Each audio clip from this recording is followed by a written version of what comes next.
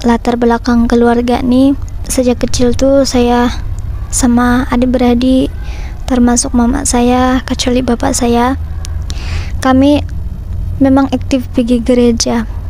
Tahun itu saya berumur 6 atau 7 tahun. Pada 2008 atau 9, satu hari ini keluarga kami itu ada masalah yang membabitkan maruah, dan orang-orang kampung, saudara mara maupun keluarga terdekat tuh memandang hina, mengumpat. Kalau cerita soal masalah nih, semua orang pun tidak mau itu berlaku, tapi kun fayakun. Kalau Allah bilang jadi, maka jadilah. Kita sebagai manusia biasa tidak boleh menghentikan apa yang Allah sudah tentukan. Jadi waktu itu tahun 2010, sejak ada masalah keluarga tuh di gereja, makcik-makcik saya tuh selalu tanya depan ramai orang dengan mama saya tentang masalah tuh kenapa boleh berlaku, yang sehingga buat mama saya ini malu.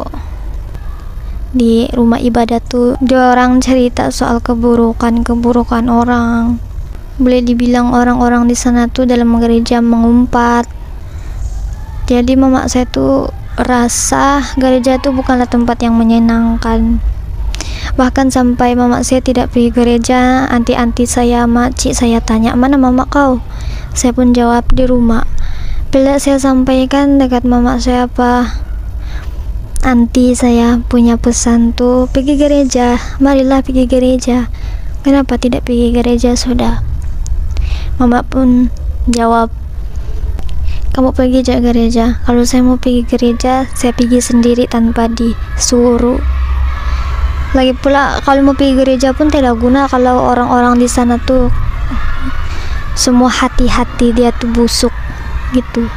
Manakala adik-beradik saya, abang saya, kakak saya yang sudah habis belajar nih, dia orang bekerja dan dia orang tidak tinggal di kampung, dan saya pun tidak tahu dia orang pergi gereja atau tidak di sana. Yang saya tahu di rumah saya tuh tinggal bapak mama, saya sendiri dan adik saya. Saya anak ke-6 dari 7 adik-beradik. Jadi soal agama tuh macam pergi gereja terpulang. Tidak ada sejarah yang mana orang tua tuh memaksa untuk pergi ke gereja. Dia orang tidak akan marah lah. Jadi semakin membesar, semakin luas pergaulan, saya pun ada kehidupan dan dunia sendiri. Abang-abang saya macam tuh, kakak saya, entahlah. Tapi yang saya tahu, kalau saya mau pergi gereja, saya pergi, walaupun saya perlu jalan satu orang. Bapak saya tuh tidak pergi gereja, tapi dia rajin baca Alkitab di rumah. Macam mana saya mulai kenal Islam? Sejak saya meningkat remaja, antara umur 12 atau 13 tahun. Saya ini kan pergi gereja sendiri. Suatu hari ini anti saya suruh saya pergi ke gerai dia, minta bantuan untuk mengurus perniagaan. Jadi saya pergi aja. Habis sekolah saya terus pergi ke gerai dia kerja, jadi saya akan dapat gaji hari. Bila hujung minggu, hari Sabtu, kami berdua akan pergi ke gereja sama-sama. Di kampung saya nih ada 2 gereja Seventh-day Adventist. Yang satu tuh gereja di Malak di pedalaman, yang satu lagi gereja di Piasau. Maklumlah rumah saya tuh di pedalaman, jadi saya dengan family selalu pergi ke gereja yang di Malak pedalaman nih. Jadi sejak saya ikut anti saya pergi gereja di Piasau nih, di sana saya jumpa sahabat, saya berkenalan dengan banyak kawan, dan saya lebih suka di sana sebab activity dan program gereja di situ lebih aktif. Nah, jadi rasa hidup tuh macam tak kosong. Begitulah rutin hidup saya. sekolah, kerja, berkawan, pergi gereja, ikut aktiviti gereja. Yang paling saya suka tuh cuma lah tentang menyanyi ramai-ramai. Tapi ada yang buat saya sedih sebab orang tua saya tiada, family saya tidak ikut ke gereja. Nampak kawan-kawan ada keluarga, saya rasa tiap doa tuh, kebaktian kedua tuh saya akan nangis. Assalamualaikum warahmatullahi wabarakatuh. Teman-teman, kita coba baca komentar dari teman-teman kita. Itu Yusuf Krim 1704. Alhamdulillah kami ikut bersyukur satu keluarga pendeta dikembalikan kepada fitrahnya agama Islam. Ya teman-teman, kita bersyukur karena pendeta ini udah kembali pada fitrahnya yaitu agama Islam teman-teman. Rata-rata itu cerdas, mereka hijrah ke Islam karena pakai akal untuk berpikir. Kalau yang murtad rata-rata katanya hanya sekedar urusan perut dan kelamin. Semoga kita semua selalu terjaga Islam dan nah itu tanggapan para murtad itu teman-temannya. Kalau dianggap itu hanya masalah perut, hanya masalah perempuan, itu nggak masuk akal teman-teman. Tapi yang setahu saya itu karena mereka itu masuk Islam karena kecerdasan mereka, karena kepintaran mereka, karena mereka tahu mana yang agama yang benar dan mana yang Tuhan sebenarnya, bukan karena perut dan perempuan, bukan teman-teman, bukan karena laki-laki juga. Nah, kenapa nanti mereka itu menikah dan bisa mencari jodoh? Karena mereka udah memeluk agama Islam, makanya dikatain begitu ya. Semoga Allah Ta'ala memberi keteguhan hati semua mualaf untuk belajar terus, memperdalam Al-Quran dengan istiqomah. Dari aura wajahnya yang bersih dan bercahaya, insya Allah ini sudah muslim. Nah, mereka tahu dari wajahnya teman-temannya. Kita lihat dari wajahnya kayaknya udah muslim seutuhnya, padahal dia mualaf teman-temannya, sakingnya dan penglihatan itu. Saya mualaf dan mengakui bahwa agama Islam itu adalah kebenaran Allah Subhanahu wa Ta'ala. Memang Tuhan yang sebenarnya, dan kehidupan setelah mati adalah kehidupan yang sebenar-benarnya. Nabi Muhammad juru selamat kita dunia akhirat. Amin amin ya rabbal alamin. Nah, lagi ini sebenarnya ada balasan dari sini lagi teman-teman.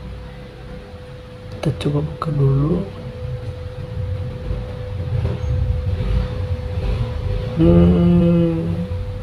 Ini balasan dari adminnya. Masya Allah, alhamdulillah, Allah SWT, semoga Allah memudahkan urusannya, dimudahkan untuk belajar agama Islam dan selalu dalam lindung Allah Subhanahu wa Ta'ala. Juru selamat kok mati, sampai detik ini masih didoakan supaya masuk surga. Nah, ini tanggapan orang ini ya, juru selamat kok mati. Nah, Nabi Muhammad itu ya hanya saja dia lebih tinggi daripada manusia. Nah, dia itu mati ya karena dia manusia, Nabi utusan Allah. Nah, sementara Tuhan juga orang Kristen itu adalah Yesus mati. Jangan kau bilang nanti Yesus itu nggak mati. Nah, juru selamat orang Islam itu mati, tetapi Tuhannya nggak mati teman-teman. Nah, mohon maaf ini dari hati Mbah Hambai 9471 ini. Tuhan orang Islam itu enggak mati, tetapi juru selamat mereka itu Nabi Muhammad itu mati. Beda dengan Tuhanmu mati. Kan kamu itu menuhankan Yesus, bukan Tuhan ya. Nah, sementara Tuhanmu itu mati, Tuhan kamu itu Yesus Kristus itu mati. Karena kalian tidak mengenal Allah yang sebenarnya. Ya. Makanya berkomentar itu cari komentar yang masuk akal biar enggak dibantah itu ya. Berarti kamu ini bohong kalau kamu bilang Yesus itu tidak mati. Ya, Nabi orang Islam juga itu adalah Yesus, termasuk Yesus itu mati.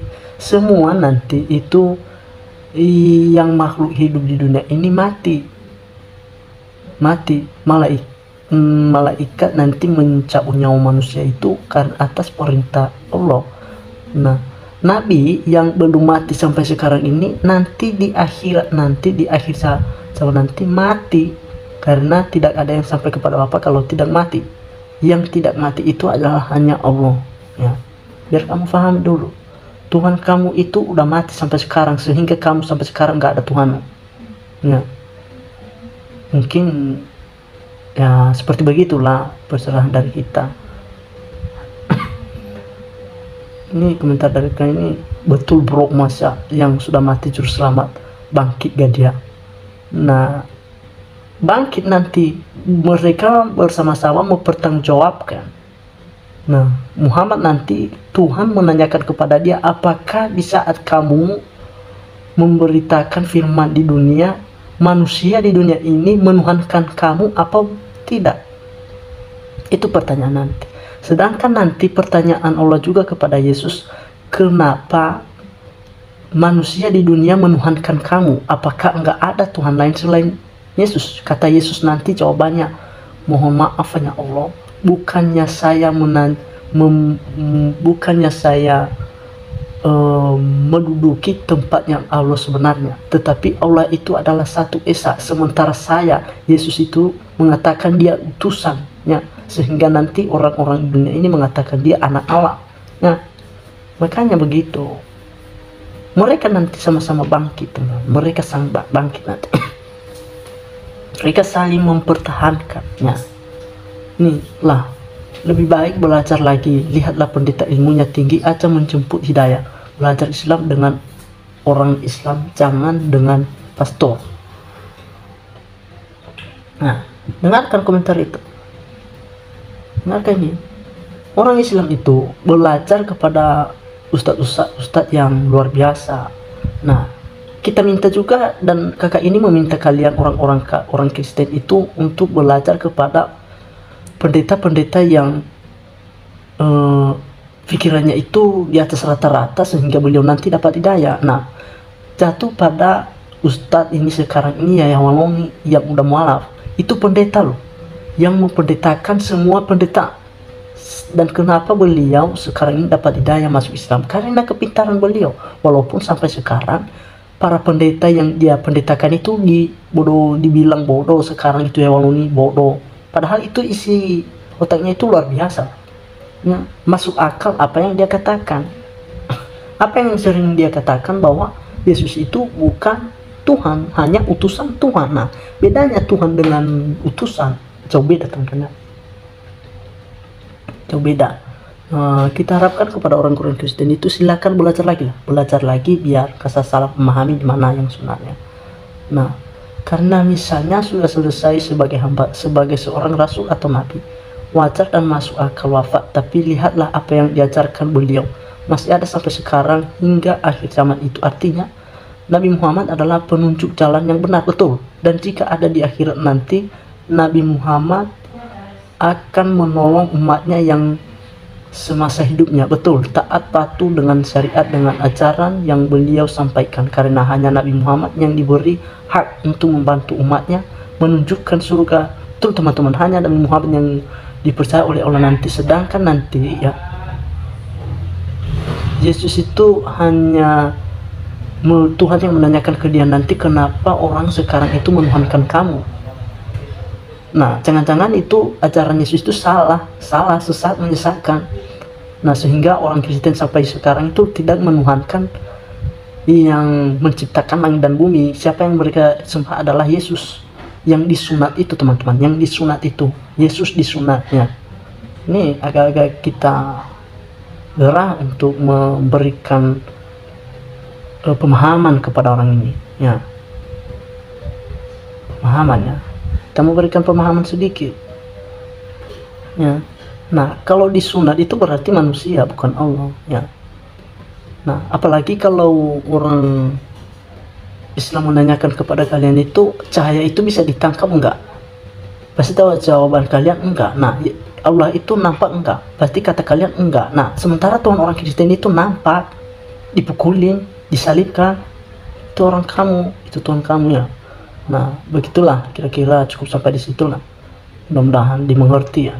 Nah, alhamdulillah semoga semuanya diberikan kelancaran dan keselamatan dunia akhirat. Islam itu indah, yang penting mengejarkan perintah Allah dan menjauhi larangannya. Betul nih dari tadi nih. Nah, baru kali ini saya teman-teman melihat mencoba membaca komentar dari orang Kristen ya. Baru muncul ya, mungkin dia berani ya, tapi berani remeh, nggak ada bapaknya. Malah ini orang-orang paling beruntung di dunia. Hidayah sangat maha kita muslim dari kecil ke kadang dosa, mereka mualaf begitu beruntungnya, sehatlah langsung otomatis jiwanya bersih. Alhamdulillah maha pengasih maha penyayang. Bukti hidayah itu beri pada yang dikehendaki kuatnya. Nah ini teman-teman, sebenarnya banyak komentar, tapi yang saya coba-coba lihat itu adalah komentar dari orang Kristen. Nggak ada, hanya itu tadi, tetapi udah nggak masuk akal teman-temannya. Masya Allah subhanahu wa ta'ala, semoga istiqomah dalam iman dan Islam, agama yang benar dan diridhoi oleh Allah subhanahu wa ta'ala, agama rahmatullah, amin ya rabbal alamin. Masya Allah, Allahu akbar, Allahu akbar. Semoga dosa-dosa dan kesalahan selama ini terampuni selama masuk Islam, amin ya rabbal alamin. Ini komentar yang bagus ini ya. Makanya kamu itu kalau ada Zoom silahkan masuk ke dalam Zoom, masuk Zoom biar ada pencerahan ke kamu sedikit ya. Kasihan kamu kalau hanya mengomentari saja tapi nggak paham nantinya.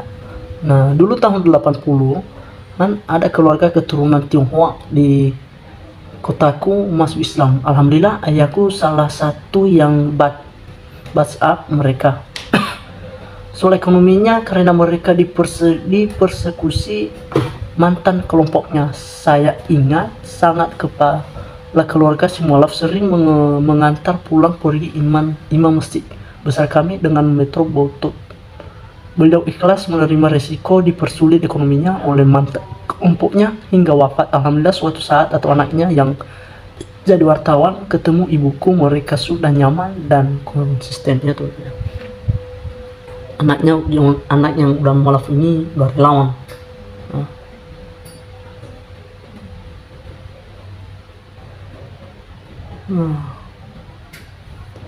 Mana lagi ini jaringan tontonnya nggak bagus lagi. Di sini semoga bapaknya di tempat di surga. Niat kita doakan teman-teman bahwa mudah-mudahan ayahnya bisa masuk surga. Nah kan kita sesama manusia ini kita saling mendoakan agar kita bersama-sama nanti di surga. Subhanallah, mbak ini 7 tahun bisa interpretasi sikap ayahnya setelah masuk muslim jadi sabar Allah Islam, sabar mengikat dan kakaknya memeluk Islam ya teman-temannya. Kita doakan terus mudah-mudahan beliau masuk surga karena mereka itu adalah masuk Islam dan banyak cobaan yang mereka hadapi. Nah dan banyak tantangan bahkan kalau masuk Islam itu teman-teman bisa-bisanya kita miskin tapi nggak apa-apa asalkan demi Allah subhanahu wa ta'ala, demi Nabi Rasulullah. Allah akbar, sesungguhnya hidayah yang luar biasa yang diberikan Allah kepada keluarga Anda. Semoga Allah memberikan kesehatan dan umur panjang dan selalu dalam lindungan Allah untuk keluargamu dan untuk semuanya kaum muslim, amin amin ya rabbal alamin. Ya Allah, aku merinding begitu cepatnya bapak itu dapat hidayah. Semoga keluarga Mbak istiqomah dan tetaplah memeluk Islam sampai azal tiba ya teman-temannya. Kita doakan terus teman-temannya. Nah, Masya Allah, keluarga yang sangat beruntung dapat hidayah, semoga sampai ke jannah firdaus kekal. Banyak nih. Allahu akbar, sungguh hidayah yang luar biasa yang diberikan Allah kepada keluarga Anda. Semoga Allah berikan kesehatan dan umur panjang dan selalu dalam lindungan Allah untuk keluargamu dan untuk semua kaum muslim, min alamin. Kita doakan terus teman-teman, kita saling mendoakan. Dan di sini alhamdulillah bahagia saya mengetahui saudaraku sudah hijrah ke agama Islam. Semoga Jesse bertemu saudara kandung orang tuanya selalu istiqomah dalam menjalankan agama Islam dan sehat selalu, penuh keberkahan rezekinya dan selalu dalam lindungan Allah Subhanahu wa taala. Cukup sekian teman-teman video ini dan saya akhiri. Wassalamualaikum warahmatullahi wabarakatuh.